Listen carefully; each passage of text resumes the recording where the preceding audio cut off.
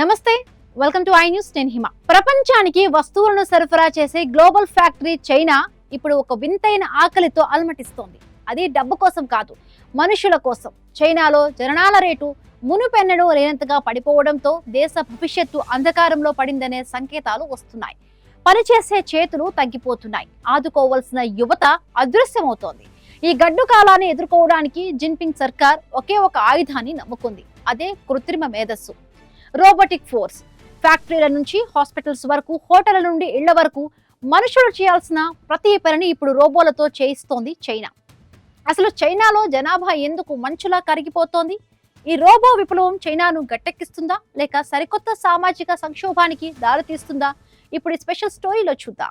ఒకప్పుడు జనాభాను తగ్గించడానికి చైనా అవలంబించిన కఠినమైన చట్టాలే ఇప్పుడు ఆ దేశానికి ఉరితాడుగా మారుతున్నాయి. వన్ చైల్డ్ పాలసీతో కోట్ల మంది జనాభాను నియంత్రించిన చైనా ఇప్పుడు ఆ తప్పును సరిదిద్దుకోవడానికి నానా తంటాలు పడుతోంది. పిల్లలను కనే దంపతులకు భారీ రాయితీలు, సెలవులు ఇస్తున్నా పెరుగుతున్న జీవన వ్యయం కారణంగా యువత పెళ్లికి, పిల్లలకు ఆమడ దూరంలో ఉంటోంది. ఫలితంగా చైనాలో వర్కింగ్ ఏజ్ పాపులేషన్, అంటే పనిచేసే వయస్సు గల వారు వేగంగా తగ్గిపోతుంది.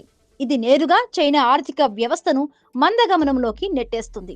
ఈ జనాభా సంక్షోభాన్ని అధిగమించేందుకు చైనా ఇప్పుడు హ్యూమనాయిడ్ రోబోల వైపు మళ్లింది. చైనాలోని షాంఘై, బీజింగ్ వంటి నగరాల్లో ఇప్పుడు రోబోలు కేవలం మెషిన్లు మాత్రమే కాదు, అవి మనుషుల సహచరులుగా మారిపోతున్నాయి. భారీ ఫ్యాక్టరీల్లో మనుషుల స్థానాన్ని ఇప్పటికే ఆటోమేటెడ్ రోబోలు ఆక్రమించేశాయి. 24 గంటల పాటు విరామం లేకుండా పనిచేస్తూ ఉత్పత్తిని పెంచుతున్నాయి. 2035 నాటికి చైనాలో 40 కోట్ల మంది వృద్ధులు ఉంటారని అంచనా. అంతమందిని చూసుకోవడానికి తగినంత మంది నర్సులు, కేర్ టేకర్లు లేకపోవడంతో రోబోలే వృద్ధులకు మందులు ఇవ్వడం, భోజనం తినిపించడం, వారితో మాట్లాడి ఒంటరితనాన్ని పోగొట్టడం వంటి పనులు చేస్తున్నాయి. హోటళ్లలో ఫుడ్ సర్వ్ చేయడం నుంచి రోడ్లను శుభ్రం చేయడం వరకు అంతా ఏఐమయం అయిపోయింది. అయితే ఈ రోబోటిక్ విప్లవం వెనుక ఒక భయంకరమైన సత్యం కూడా దాగి ఉంది. ఆర్థిక వ్యవస్థను కాపాడుకోవడానికి రోబోలను వాడుతున్నప్పటికీ మనుషుల మధ్య ఉండాల్సిన హ్యూమన్ టచ్ మాయమవుతోందని సామాజికవేత్తలు ఆందోళన వ్యక్తం చేస్తున్నారు. రోబోలు పనిచేస్తాయి, కానీ అవి పిల్లలను కనలేవు కదా. ఒక దేశం కేవలం రోబోల మీద ఆధారపడి ఎన్ని రోజులు మనగలుగుతుంది? జనాభా క్షీణత వల్ల కలిగే సామాజిక ఖాళీని ఏఏ భర్తీ చేయగలదా అన్నది ఇప్పుడు $1 మిలియన్ ప్రశ్న.